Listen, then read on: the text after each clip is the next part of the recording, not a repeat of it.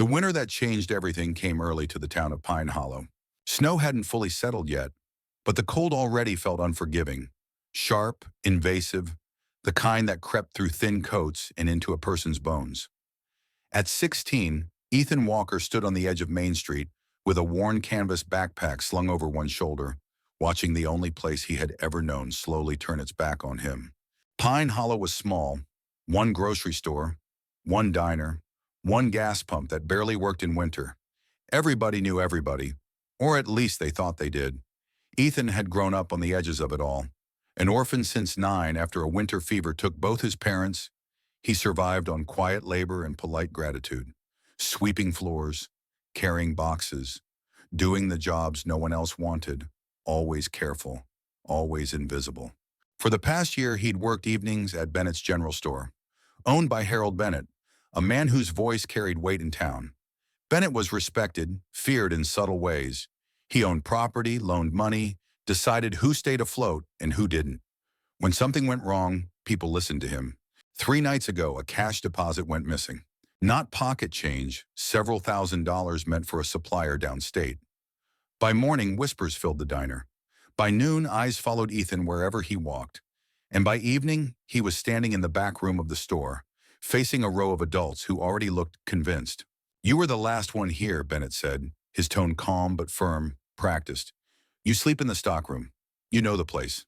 Ethan tried to speak, tried to explain that he swept, locked up, laid his blanket down like always, that he'd never stolen anything in his life, that he barely touched the register, let alone knew the codes. His voice cracked anyway. A single bill was produced, found near where Ethan slept. No fingerprints, no proof. Just enough doubt to make people uncomfortable and eager to be done with it. The town council didn't meet at City Hall. They met right there in Bennett's store. It felt wrong, but no one said it out loud. Only Grace Miller, an elderly widow who ran the boarding house, dared to speak up. "That boy's honest," she said, her voice trembling but sincere. "I've known him since he was a child." Bennett turned on her slowly. "Careful, Grace. Accusations cut both ways." The room went quiet. Everyone understood the message. Within the hour, the decision was made. No police report, no investigation, just a solution. Ethan was to leave Pine Hollow before nightfall. If he returned, there would be consequences. Now, as the afternoon light faded into gray, Ethan adjusted the straps of his bag. Inside was everything he owned. A thin blanket, a dull knife, a tin cup, and a loaf of bread Grace had pressed into his hands when no one was looking. He didn't yell, he didn't cry. He just turned north, toward the mountains everyone warned about, and started walking. Behind him, Pine Hollow stayed warm and quiet, convinced it had done the right thing. Ahead of him, winter waited. By the time Ethan Walker reached the foothills, daylight was already draining from the sky. The road he followed narrowed into a dirt trail, then into nothing more than uneven ground pressed flat by deer and time. His breath came out in thick, uneven clouds. Each step felt heavier than the last, his legs stiff and uncooperative, his boots thin and cracked from years of use. The cold wasn't just around him anymore. It was inside him, settling deep, deliberate, and relentless. He'd been walking for hours, but the distance felt meaningless. Pine Hollow was already out of sight, swallowed by trees and falling dusk. For a moment, a dangerous thought crossed his mind. If I turn back now, maybe they'll listen. But he knew better. No one had stopped him. No one had followed. The wind picked up as he climbed higher, sharp and impatient, cutting through his coat like it wasn't there at all. Snow began to fall, not heavy, not yet, but steady and purposeful. The kind that promised worse was coming. Ethan pulled his thin blanket from his bag and wrapped it around his shoulders, tying it off with a frayed length of rope. It helped, but only barely. His fingers were numb. His jaw ached from clenching against the cold. Fear crept in quietly, not as panic, but as a slow, sinking realization. He needed shelter. Not soon, now. He pushed on, following what looked like an old game trail winding through rocks and scrub. Twice he slipped on frozen gravel, hidden beneath a dusting of snow, once falling hard to his knees. Pain shot up his legs, sharp and discouraging. For a long second he stayed there, hunched over, breathing fast, the world spinning slightly. This is how people disappear, he thought. Not all at once, just quietly. But something stubborn, raw and defiant, stirred inside him. Maybe it was anger. Maybe it was instinct. Whatever it was, it forced him back to his feet. As the light faded completely, he nearly walked past it. The opening was narrow, almost invisible, just a darker shadow between boulders where snow hadn't settled. Ethan stopped, heart pounding, and turned back. He pressed a gloved hand against the rock and felt space where there shouldn't have been any. A cave. Getting inside wasn't easy. The entrance scraped his shoulders and snagged his bag, forcing him to back out and shove it through first. For a brief, terrifying moment, he was stuck, wedged tight, panic flaring hot in his chest. But he twisted, pushed, and finally tumbled forward into darkness. The cave was empty. No growl, no movement, just silence and the faint echo of his own breathing. Ethan stood there shaking, overwhelmed by equal parts fear and relief. As his eyes adjusted, he realized the space was larger than it looked. Dry, protected. The floor was solid, the ceiling high enough to stand beneath. Near the entrance, he found blackened stones, an old fire ring. Someone had survived here before. His hands brushed against something soft along the back wall. Curious, he struck one of his precious matches. The flame flared weakly, then steadied. Mushrooms. Clusters of pale oyster mushrooms clung to the rock, healthy and familiar. Ethan let out a breath he didn't realize he'd been holding. He'd seen these before, learned which ones were safe from an old hunter years back. Shelter, food. Not comfort, not safety, but a chance. He built a small fire near the entrance, feeding it carefully, guarding every spark. As warmth finally reached his skin, Ethan sat with his back against the stone wall, exhausted, shaken, and painfully aware of how close he'd come to the edge. Outside, the wind howled louder, and snow thickened into a real storm. Inside the cave, Ethan Walker stayed alive. The storm didn't pass overnight. It stayed for 3 long days, battering the mountains with relentless wind and heavy snow. Ethan learned quickly that surviving wasn't about strength, it was about patience, about knowing when to move, and when to stay absolutely still. Inside the cave, time blurred. He fed the fire sparingly, guarding each ember like it was precious currency. When the flames dipped too low, the cold crept back in, sharp and unforgiving, forcing him to act. He ventured outside only when necessary, keeping his head down, gathering dead wood from beneath a twisted juniper tree that shielded its branches from the worst of the snow. His hands cracked and bled. His shoulders ached constantly. Hunger gnawed at him in slow, persistent waves. But he endured. When the storm finally broke, the world outside looked transformed, quiet, buried, and strangely beautiful. Snow lay deep across the slopes, reflecting a pale winter sun. In the distance, the valley disappeared beneath white silence.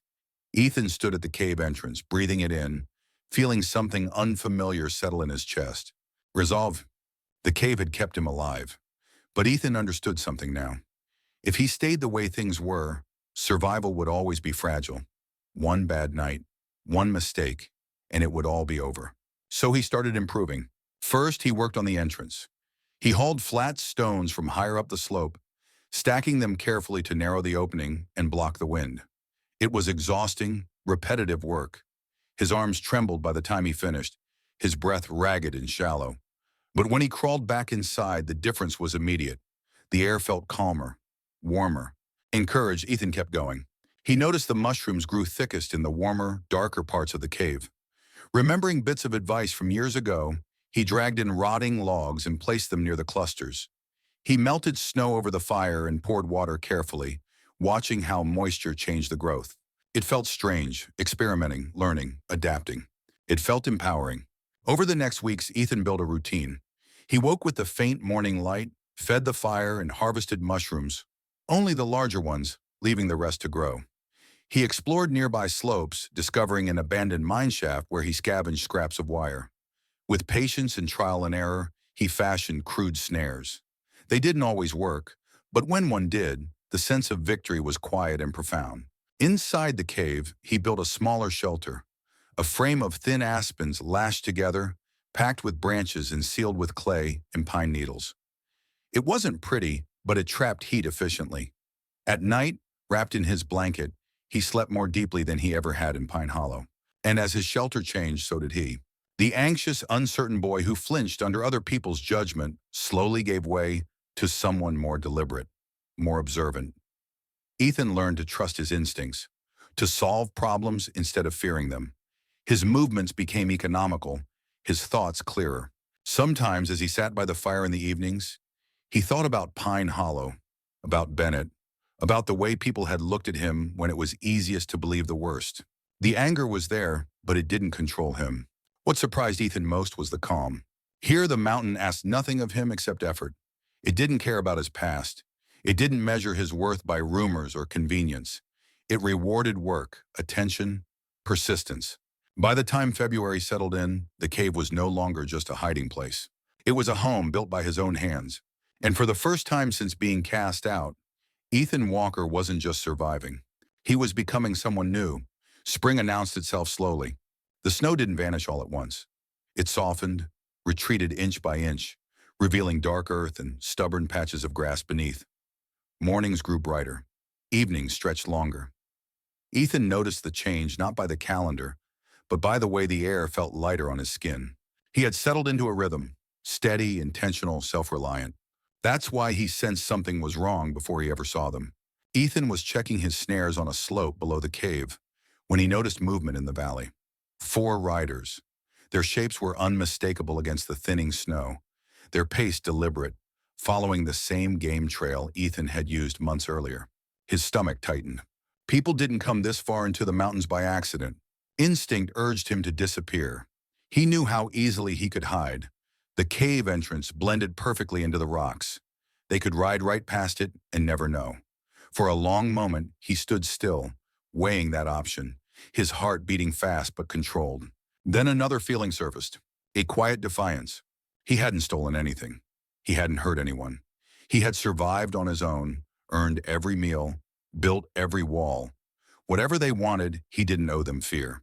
Ethan moved uphill, positioning himself above the trail where he could see without being seen. As the riders drew closer, recognition hit him hard. They were from Pine Hollow.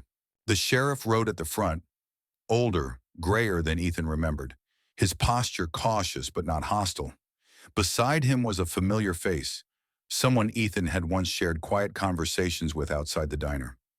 The others looked younger, uncertain. No weapons drawn, no shouting. "Telling you again," the sheriff called out, his voice echoing off the rocks. "We're not here to cause trouble." Ethan stepped into view. All 4 men froze. He saw it in their faces, the surprise, the disbelief. The boy they'd sent into the cold was gone. In his place stood someone leaner, broader, grounded. His clothes were rough, smoke-stained. His beard was full, his eyes steady. "You shouldn't be here," Ethan said, his voice deeper, calmer than he felt. The sheriff lifted his hands. "We came to talk, that's all." They told him everything. The missing money, the confession, the truth that had come too late to matter, how the store owner had admitted on his deathbed that he'd gambled it away and panicked, how Ethan had been the easiest solution, quiet, alone, replaceable. "You're cleared," the sheriff said carefully. "No charges. The town wants to make things right." Ethan listened without interrupting, his face unreadable. Inside, something twisted. But it wasn't relief. It wasn't satisfaction. It was a dull, hollow understanding. Vindication didn't give him back the winter. It didn't erase the cold nights, or the fear, or the work it had taken to survive. "You can come home, Mona," the man continued. "We'll help you get back on your feet." Home. The word landed heavy. Ethan looked past them, toward the valley, toward the life he'd once tried so hard to earn a place in. A life of borrowed space and conditional kindness, of always proving he deserved to stay. He thought about the cave, the fire, the shelves he'd built with his own hands, the quiet mornings where no one judged him. "I appreciate you riding up here," he said finally, "but I'm not coming back." Confusion rippled through the group. "This isn't punishment," Ethan added, "it's a choice." The sheriff opened his mouth to argue, then stopped. Something in Ethan's expression told him the decision was already made. As the men turned back down the trail, Ethan watched them go. Not with anger, not with regret, but with a calm certainty he hadn't known before. The past had found him, and he had faced it, on his own terms. The mountain grew quieter after they left. Ethan stood where the trail curved out of sight, listening to the fading sound of hooves until it disappeared completely. There was no rush of triumph, No sudden release of emotion, just a steady, grounded stillness, like the mountain itself had settled around him again. He turned and walked back toward the cave. The entrance was exactly as he'd left it, narrow and unassuming, easy to miss if you didn't know where to look. Inside, warmth greeted him. The fire still glowed softly, and the earthy scent of mushrooms lingered in the air. Light filtered in through the stone opening, catching the pale caps climbing along the wall like quiet proof of patience and persistence. This place had asked everything of him. It had tested his fear, his endurance, his resolve. It hadn't promised comfort or fairness. It hadn't cared about his past or his reputation. All it had offered was a choice, adapt or disappear. And Ethan had adapted. As spring took hold, he worked with renewed purpose. He reinforced his shelves, expanded his drying racks, and prepared the soil near the cave for warmer days ahead. He gathered wood not just to survive the night, but to plan for the seasons beyond it. Each task felt intentional, meaningful, no longer driven by desperation, but by quiet confidence. Sometimes he thought about Pine Hollow, about how easily the town had let him go, about how quickly it had tried to call him back once the truth came out. He didn't hate them for it. He understood now that fear often disguised itself as certainty, and convenience often wore the mask of justice. But understanding didn't mean returning. Ethan had learned something the hard way. Belonging isn't granted by a group. It's built slowly, deliberately, through effort, integrity, and self-respect.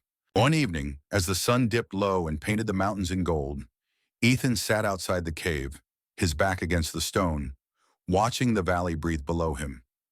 He felt strong, capable, at peace.